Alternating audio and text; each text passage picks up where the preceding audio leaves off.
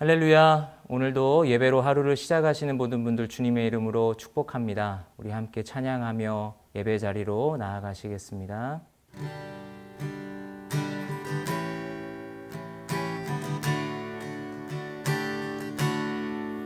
너 예수께 조용히 나가 내 모든 짐 내려놓고 주 십자가 사랑을 믿어 죄 사함을 너 받으라. 주 예수의 은혜를 주 예수의 은혜를 입어 내 슬픔이 없어지리. 내 이웃을 늘 사랑하여 너 받은 것 거저 주라. 주 예수께 조용히 나가 내 마음을 쏟아놓으라. 늘은 미리 보시는 주님 그 은혜를 베푸시리.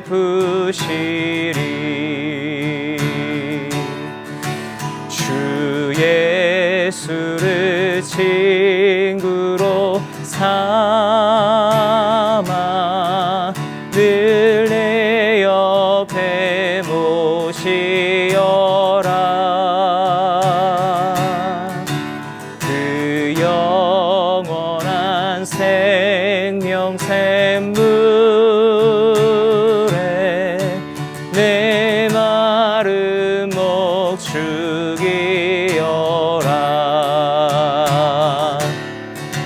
주 예수께 조용히 나가 내 마음을 쏟아놓으라. 늘은 미리 보시는 주님 그 은혜를 베푸시리. 주 예수께 조용히 나가 내 마음을 쏟아놓으라. 늘은 미리 보시는 주님 그 은혜를 베푸시리. 늘은 미리 보시는 주님 그 은혜를 베푸시리.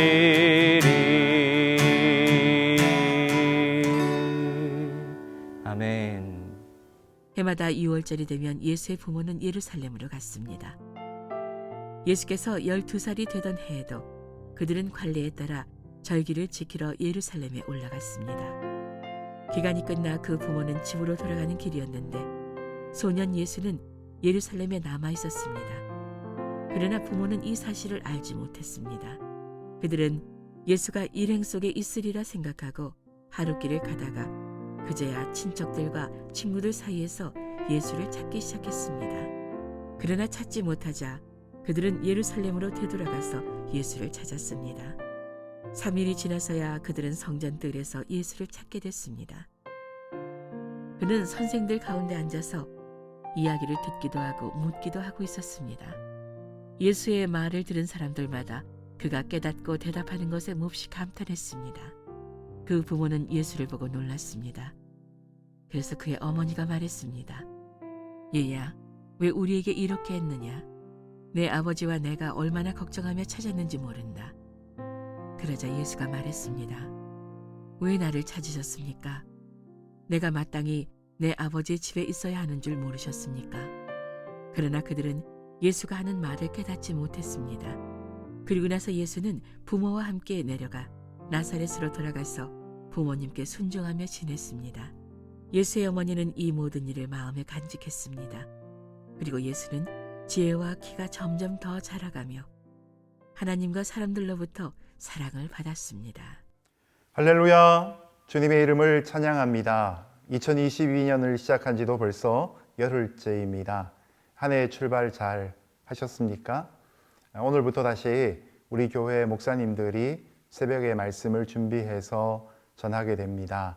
우리의 묵상이 조금 더 구체화되고 깊이 있을 수 있도록 기도해 주시면 좋겠습니다. 우리는 성경에서 예수님의 유년기에 대한 기록이 많지 않다는 사실을 확인하곤 합니다.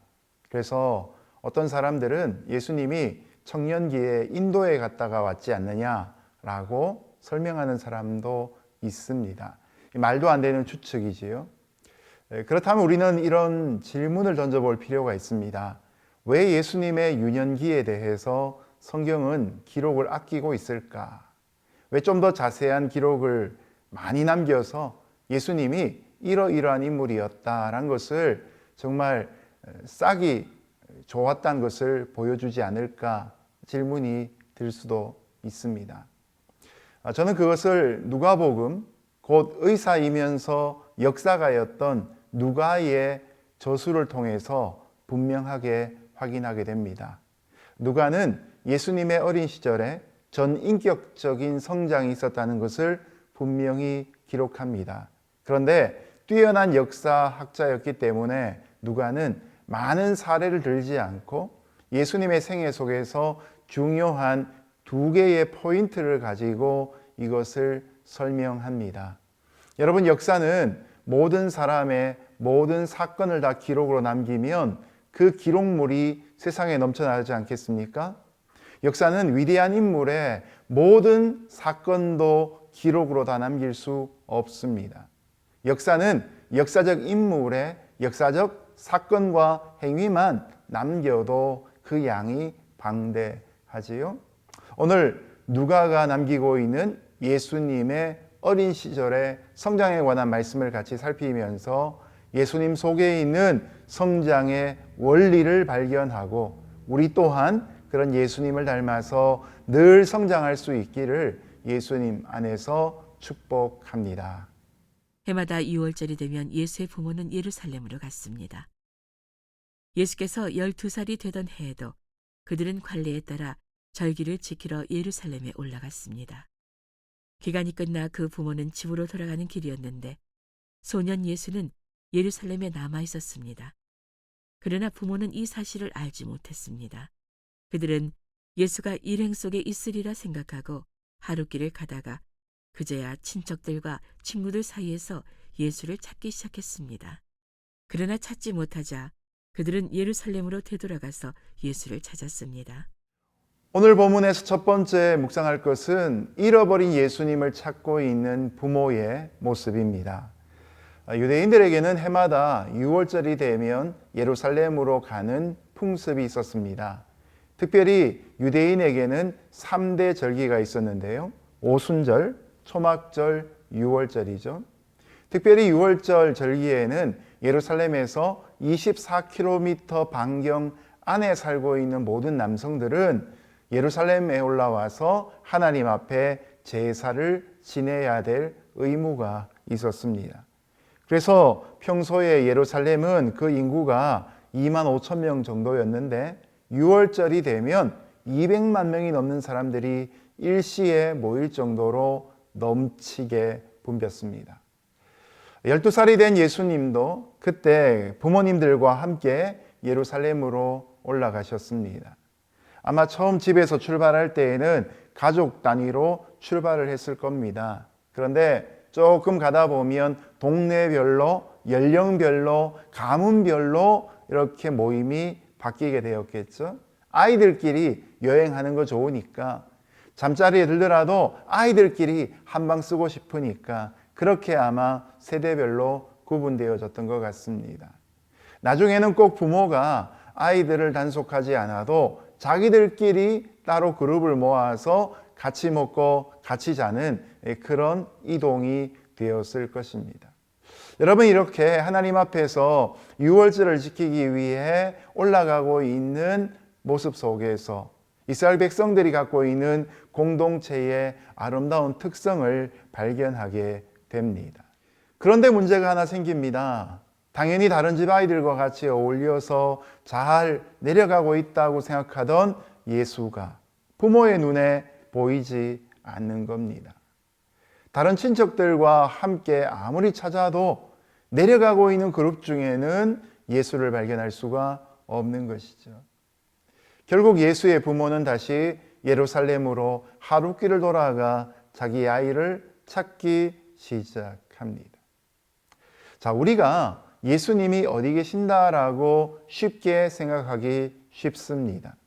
내가 예배 드릴 때는 당연히 예배 중에 계신 것 같고, 내가 성경 읽을 때는 당연히 그 자리에 계신 것처럼 여겨집니다.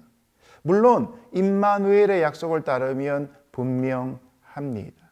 그런데 우리가 예수님께 주의를 집중하지 않으면서도 예수님은 의무적으로 나와 함께 해야 된다고 생각하는 경우들이 얼마나 많습니까?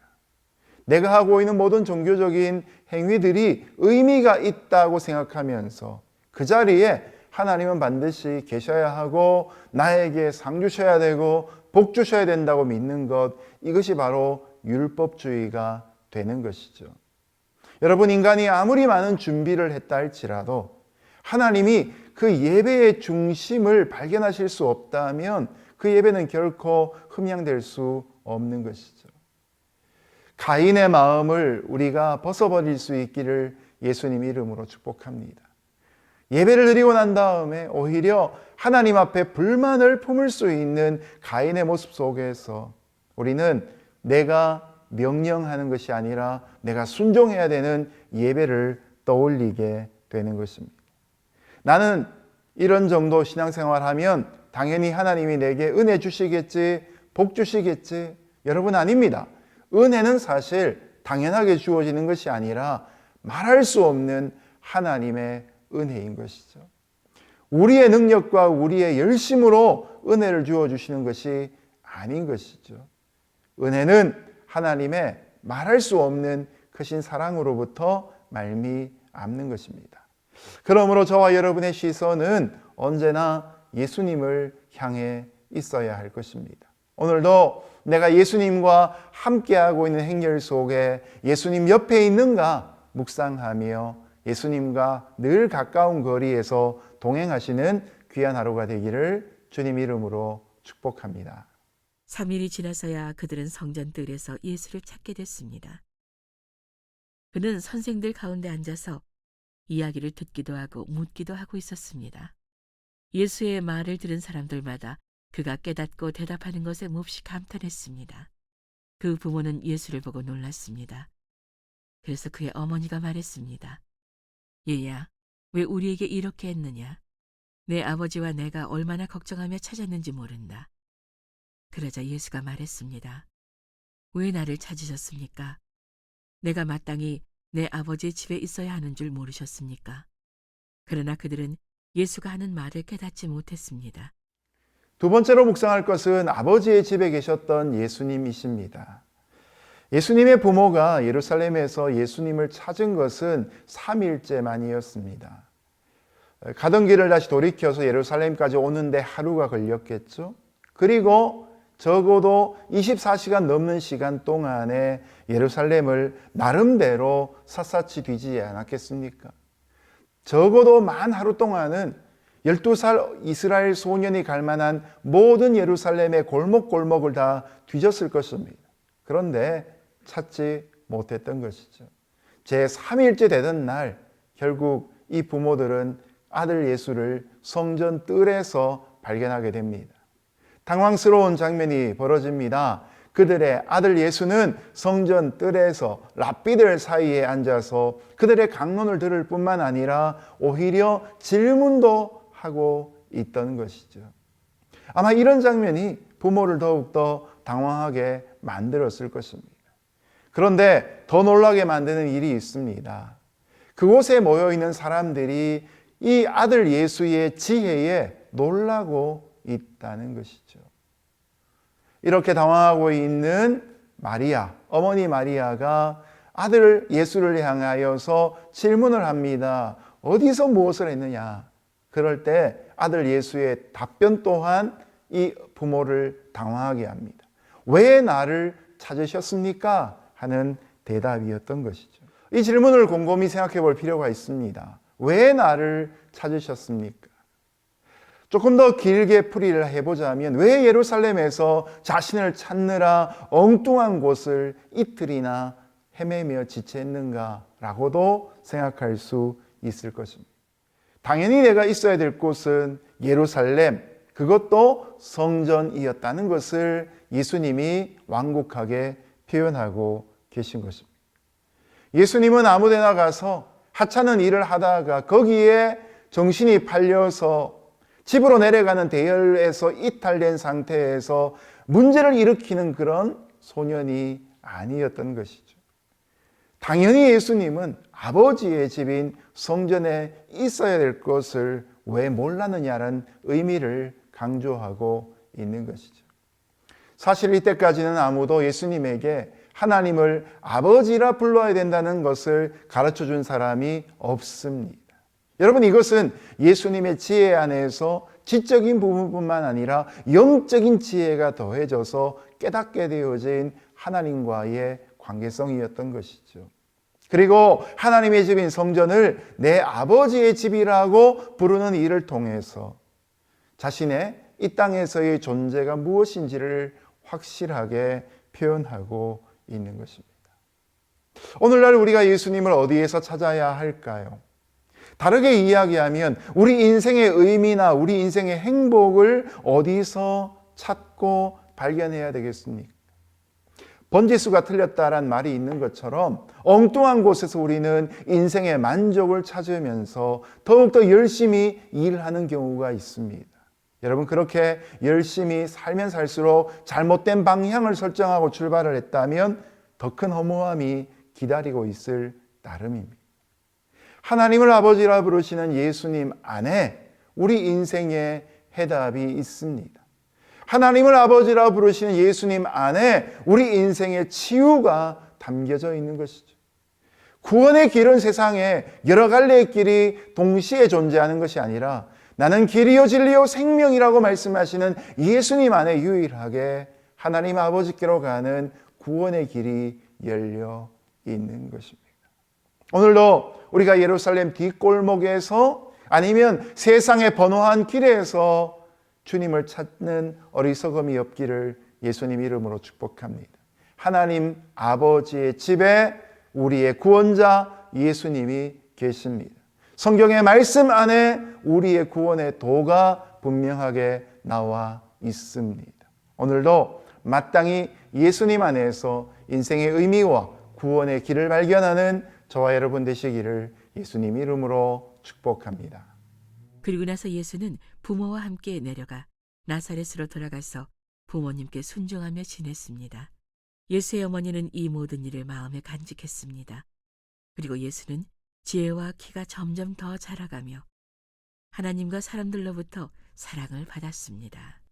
세 번째로 살펴볼 것은 전인격적으로 성장하시는 예수님의 모습입니다. 예수님은 예루살렘 성전에서 랍비들과 대등한 수준에서의 토론을 감당하셨습니다. 그리고 난 다음에 자신을 찾으러 왔던 부모님들과 함께 고향 나사렛으로 돌아와서 다시 평범한 일상으로 돌아가셨습니다. 내가 하나님의 아들인데 라는 자신의 정체성을 깨달았기 때문에 내가 구원의 일을 위해 이 땅에 왔다라는 사명을 깨달았기 때문에 당장에 나가서 내가 이런 사람이다라고 스스로 드러내지 않으셨습니다. 세상 말로 젠체하며 자기를 드러낸 것이 아니었습니다. 섣불리 출세를 도모하거나 섣불리 군대를 일으키거나 하지 않으셨던 것이죠. 내가 하나님의 아들이니까 라고 말하면서 부모님에게 불순종한 삶도 살지 않았습니다.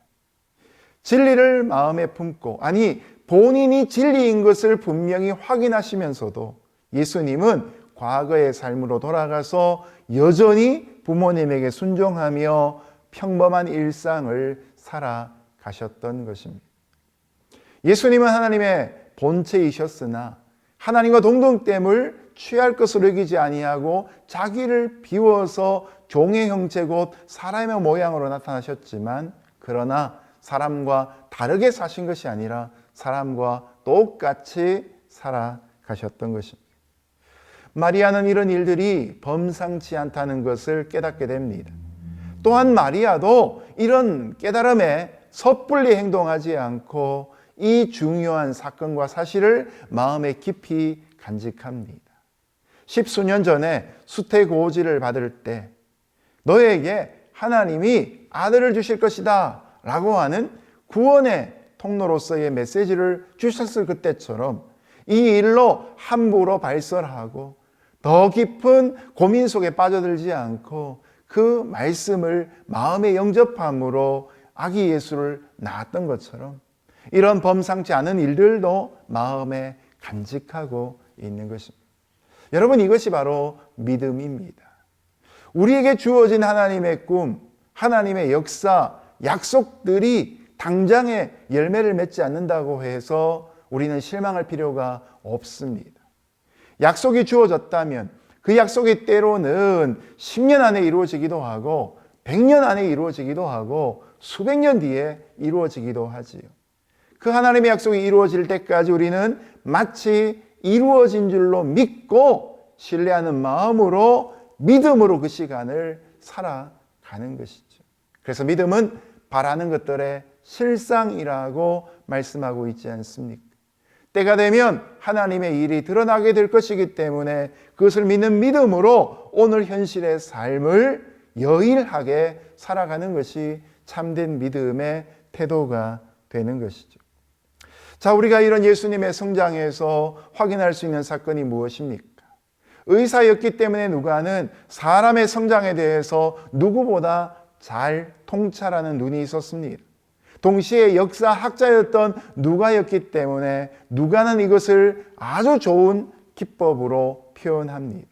그래서 누가복음 2장 40절과 누가복음 2장 52절 단 9구절을 인용하면서 누가 선생은 예수님의 성장에 관한 중요한 패턴을 우리에게 보여줍니다.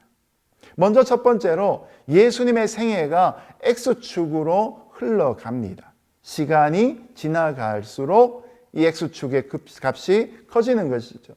Y축이 있을 수 있습니다. 이 Y축은 예수님의 성장입니다. 자, 예수님의 성장이 이루어져야 될 구체적인 세 가지 영역이 있습니다. 바로 지혜와 키와 하나님과 사람들에게 사랑스러워져 갔다는 것이죠. 간단히 이야기하면 인지적인 성장, 육체적인 성장, 그리고 사회적인 성장, 그리고 영적인 성장 네 가지로 말씀드릴 수 있을 것입니다. 이것이 누가복음 2장 40절 어린 시절에, 그리고 오늘 본문 누가복음 2장 52절 조금 더 나이가 든 그때, 여러분 점 2개를 찍으면 선이 하나 만들어지지요. 이 선의 직선의 기울기는 플러스입니다. 시간이 흘러갈수록 예수님의 영적인 성장, 지적인 성장, 육체적인 성장, 사회적인 성장이 계속 성장되어져 갔다라는 것이죠. 여러분 언제까지 성장했습니까? 예수님의 나이 30세가 될 때까지 한 번도 후퇴함이 없이 계속 양의 값으로 플러스의 값으로 꾸준하게 성장했던 것이죠. 바로 이런 지혜와 바로 이런 통찰력과 바로 이런 영성과 이런 사회성을 가지고 예수님이 30세가 되셨을 때 제자들을 모으고 하나님 나라를 선포하며 이 땅 가운데 공생의 3년을 후회함 없이 마음껏 사역하셨던 것입니다. 그러면 오늘날 저와 여러분의 성장의 기준은 바로 예수님의 모습인 것이죠. 사도 바울도 표현하는 것처럼 표대가 되신 예수 그리스도를 향하여서 나는 날마다 쫓아가노라 라는 고울이 우리에게 분명히 있어야 하는 것입니다. 예수님도 제자들에게 그런 성장을 기대하신 것처럼 오늘 하나님은 저와 여러분에게도 그런 성장이 있기를 기대하고 계십니다. 비록 나이가 어느 정도 되면 노화 현상이 찾아와서 육체적인 성장은 이루어질 수 없다 할지라도 여러분, 우리의 삶의 나머지 영역, 감정과 의지와 지성과 관계성과 영성의 영역 속에서 특별히 성품 가운데서 우리는 계속 성장해야 되지 않겠습니까? 예수님을 닮때 꾸준하게 성장하는 예수님처럼 날마다 성장하시는 저와 여러분 되시기를 주님 이름으로 축복합니다. 말씀을 맺겠습니다. 에베소 4장 13절 말씀은 이렇게 약속합니다. 우리가 다 하나님의 아들을 믿는 것과 아는 일에 하나가 되어 온전한 사람을 이루어 그리스도의 장성한 분량이 충만한 데까지 이르리니. 오늘도 하나님은 저와 여러분을 성장시키시기 위해 부르셨습니다. 그리스도 예수의 장성한 분량까지 신앙으로, 영성으로, 사회성으로, 지성으로, 감정으로 성장할 수 있는 저와 여러분 되시기를 주님 이름으로 축복합니다. 함께 기도하겠습니다. 하나님 아버지 감사합니다. 오늘도 우리가 표대 되신 예수님만큼 자라야 될 귀한 하루 주신 것을 감사합니다. 오늘도 우리가 배우는 태도로 성장하는 자세로 그리고 겸손한 모습으로 예수님 닮아가는 귀한 하루 되게 하여 주옵소서. 우리의 가정도 성장하기를 원합니다. 교회도 부흥 성장하기를 원합니다. 이 땅 미국도 더욱더 큰 평화의 나라가 될 수 있기를 소원합니다. 주님 우리를 다스려 주옵소서. 예수님 이름으로 기도합니다. 아멘.